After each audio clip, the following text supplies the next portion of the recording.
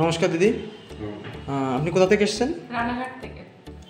আপনি যে আসলেন, এটা আজকে কি করতে চাইছেন আপনি? Carbon facial. দেখুন, মুখটা অনেকটা কালো হয়ে আছে, আদারওয়াইজ মুখে অনেক স্পট আছে, সেগুলো গিয়ে আজ আমি তুলব। আর আপনি এই কার্বন ফেসিয়ালের ব্যাপারটা কোথা থেকে শুনেছেন? ফেসবুক থেকে শুনেছি, আর অনেকের কাছ থেকে শুনেছি তারা ভালো রেজাল্ট পেয়েছে, তার জন্য আমি আসলাম। ওকে, ঠিক আছে, তাহলে চলুন এখন আমরা কার্বন ফেসিয়াল শুরু করি। এখন কার্বন পিল করতে হবে। কার্বন পিল করার পরে আমরা আপনাদের পুরোপুরি দেখাবো কীভাবে কার্বন ফেসিয়াল আমরা করছি। এই কার্বনটা ইউজ করার পরেই লেজারটা করতে হবে।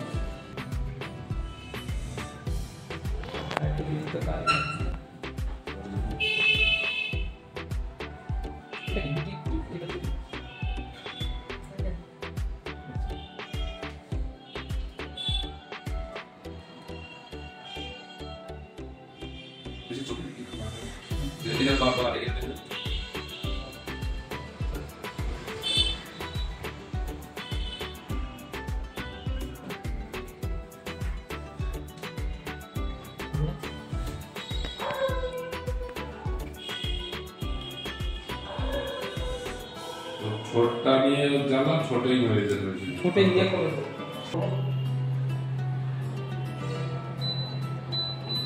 চোখটা বন্ধ রাখবা, ঠিক আছে?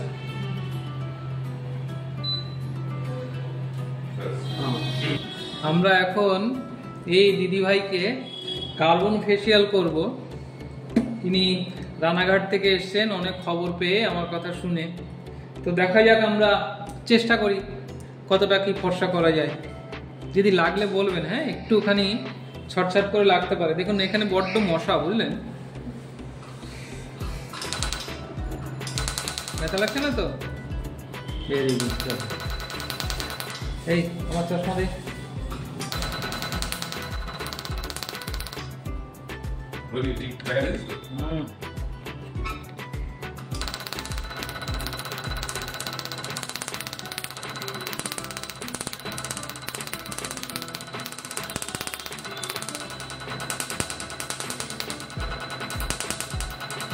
দেখুন আমরা কার্বন করছি, একদম সুন্দর করে পরিষ্কার হতে হতে যাবে। একদিক থেকে একটু গরম গরম লাগবে, কারণ এটা তো একটা লেজার। কার্বন ফেসিয়াল বেসিক্যালি একটা ডিপ ক্লিনিং, অর্থাৎ আমরা যে কার্বনটা মুখে মেখেছি, এই কার্বনটা মুখে যত ছোট ছোট গর্ত আছে বা নোংরা জায়গা আছে, সেইখানে কার্বনটা চলে গেল। এবার কার্বনটা শুকিয়ে যাওয়ার পরে যখন আমরা লেজার ফায়ার করছি, তখন ওই কার্বনটা বাস্ট হয়ে যে পোরের মধ্যে নোংরা আছে, নোংরা শুদ্ধ কার্বনটা ফিরে চলে আসে। মোট কথা ধরুন, গর্তে কুচে আছে, মানে মাছ আছে, ধরুন একটা বান মাছ বা কুচে পড়ে আছে, তাকে কিছু খাবার দিয়ে সেই গর্ত থেকে টেনে বার করা।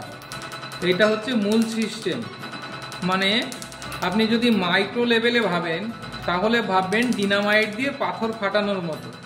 আমরা ছোট্ট করে একটু কার্বন ডিনামাইট যে নোংরা পোরগুলো আসে সেখানে পাঠিয়ে দিলাম, তারপরে লেজার দিয়ে সেটাকে ফাটিয়ে দিলাম। লেজার দিয়ে ফাটিয়ে দিলে কার্বন কি করলো, সেই যে পোরের মধ্যে যে নোংরাগুলো ছিল, পিগমেন্টগুলো যেটা ছিল, সেইটাকে শুদ্ধ ও কিন্তু কার্বনটা বাইরে বেরিয়ে চলে এলো। এইটা একটা। আর একটা জিনিস হচ্ছে, এই যে লেজারের ফ্রিকোয়েন্সিটা দিচ্ছি আমরা, এই ফ্রিকোয়েন্সিটা হচ্ছে 1046 ন্যানোমিটার, 0 ফোকাল লেন্থ। এতেও কিন্তু চামড়ার যে হালকা ঢিলে ভাবগুলো থাকে, সেটাও কিন্তু খানিকটা টাইট হয়, অর্থাৎ রিঙ্কেল যে থাকে সেই রিঙ্কেলগুলো টাইট হয়। প্লাস হচ্ছে কার্বন ফেসিয়ালের মধ্যে আরও অনেক কতগুলো কাটিজ আছে, যেটা আমি অন্য ভিডিওতে আপনাদের দেখিয়েছি। সেই কাটিজগুলো বিভিন্ন ক্ষেত্রে আমরা প্রয়োগ করে থাকি। কখনো কখনো যে পিম্পিলগুলো থাকে, পিম্পিল হটানোর জন্যে এটা কিন্তু প্রয়োগ করা হয়ে থাকে, অর্থাৎ একটা নির্দিষ্ট ফ্রিকোয়েন্সি ন্যানোমিটার এবং ফোকাল লেন্থের যে কার্বন ফেসিয়ালের যে কার্টিজগুলো আছে, অর্থাৎ আমরা যে কার্বন ফেসিয়ালটা করছি এটা বেসিক্যালি এনডি ইয়াগ লেজার। এই এনডি ইয়াগ লেজারে কয়েকটা ফ্রিকোয়েন্সিতে ব্যবহার করা হয়, অর্থাৎ যে লেজারটা বেরোয় সেটা কয়েকটা ফ্রিকোয়েন্সি থাকে। একটা ফ্রিকোয়েন্সি এর হচ্ছে 1046, আর একটা 64, আর একটা হচ্ছে 5 কত আছে? আর একটা এটা না, এটা পুরো পালস দাও না 1064, আর একটা ফ্রিকোয়েন্সি যেটা আছে সেটা আপনাদের বলছি আমরা। আর একটা ফ্রিকোয়েন্সি 755, আর একটা হচ্ছে 532। এই তিনটে ফ্রিকোয়েন্সির লেজার বেরোয়, এটাকে পিকো সেকেন্ড লেজার বলে, এবং এটা বেসিক্যালি এনডি ইয়াগ লেজার। তো যা হোক, আমরা কাজটা আস্তে আস্তে শেষ করি।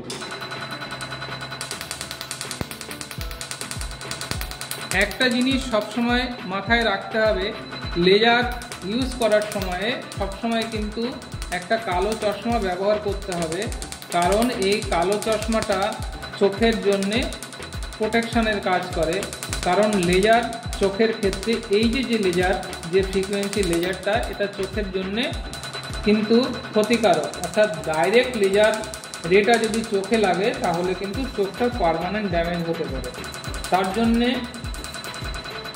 যে লেজারটা ব্যবহার করছেন, অর্থাৎ ডক্টর অথবা টেকনিশিয়ান যেই লেজারটা ব্যবহার করুক, অর্থাৎ পেশেন্টের উপরে প্রয়োগ করছেন বা কোনো মায়ের উপর প্রয়োগ করছেন, তাকে কিন্তু একটা ব্ল্যাক অথবা ব্রাউন কালারের আই প্রোটেকশন নিতে হবে, প্লাস হচ্ছে যাকে আপনি লেজার করছেন তার আইটাকেও কিন্তু প্রোটেকশন করতে হবে। তবে একটা জিনিস বলে রাখি, এই যে লেজারটা, এটা কিন্তু একবারে করলে পুরোটা একদম পরিষ্কার হয় না, আপনাকে 2 থেকে 3টে সেটিং নিতে হবে। এবং যদি দামি মেশিন হয় সেটা কিন্তু খুবই সুন্দরভাবে পরিষ্কার হয়, অর্থাৎ হাই এন্ডেড মেশিন।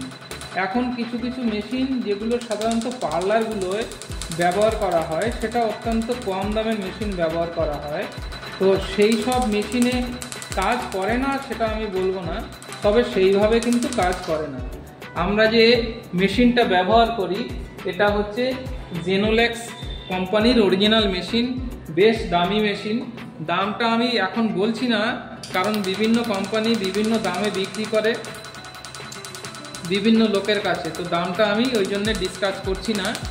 এই মেশিনটা আমরা যেটা জেনোলেক্স মেশিন দিয়ে করি সেটা কিন্তু খুব দামি মেশিন এবং খুব ভালো কাজ করে। তো ঠিক আছে, এই পর্যন্ত কথা থাক, এবার আমরা কাজ আস্তে আস্তে এগোতে থাকি।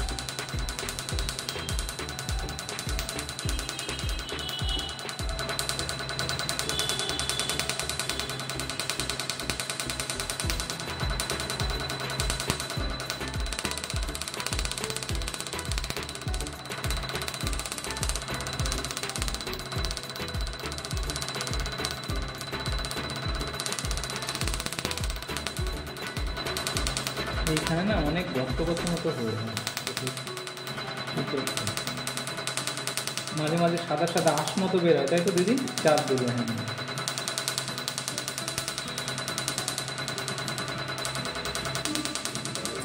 হ্যাঁ, মশায় তো খুঁজে নিয়ে গেল।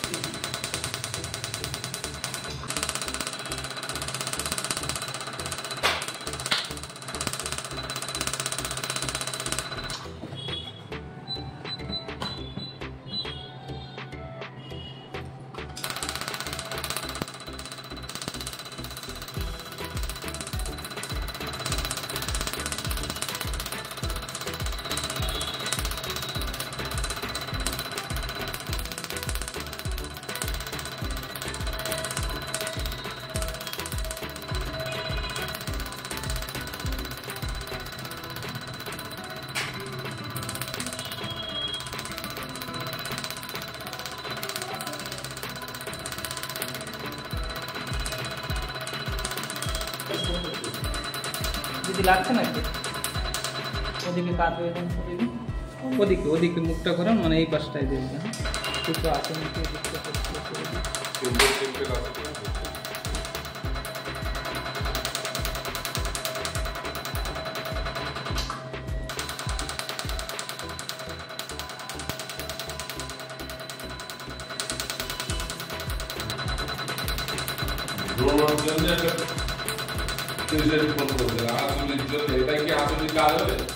আচিল আচিল তো কাটতে হবে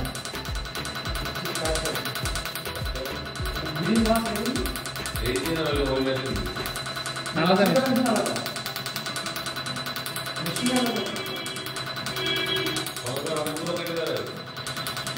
যত আছে সব কেটে যাবে আরে ডায়াথার্মি দিয়ে করো ডায়াথার্মি প্লেট হ্যাঁ ওখানে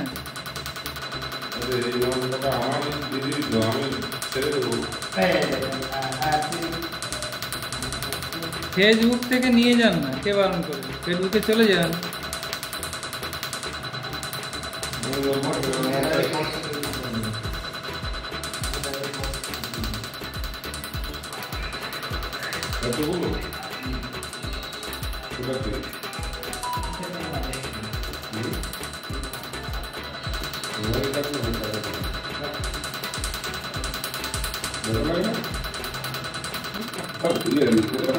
হালকা একটু লাগে হ্যাঁ ডায়লগে নিয়ে নিতে পারি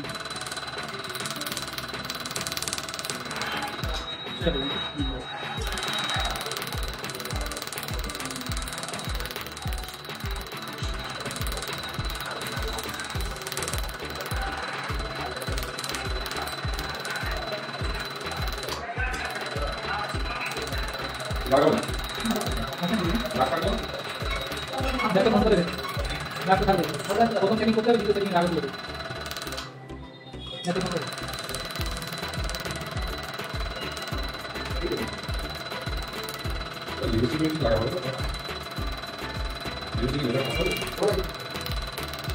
দুটো বল করে রাখো তো বড় করে হ্যাঁ না বলো বল করে কাটা দাও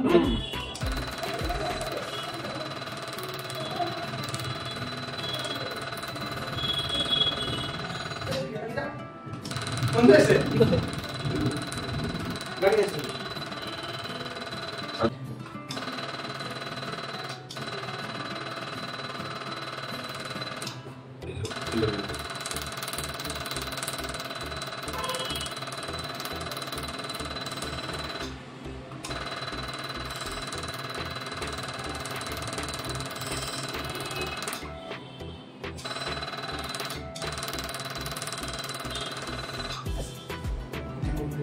No. 2 আবার আমার সঙ্গে তো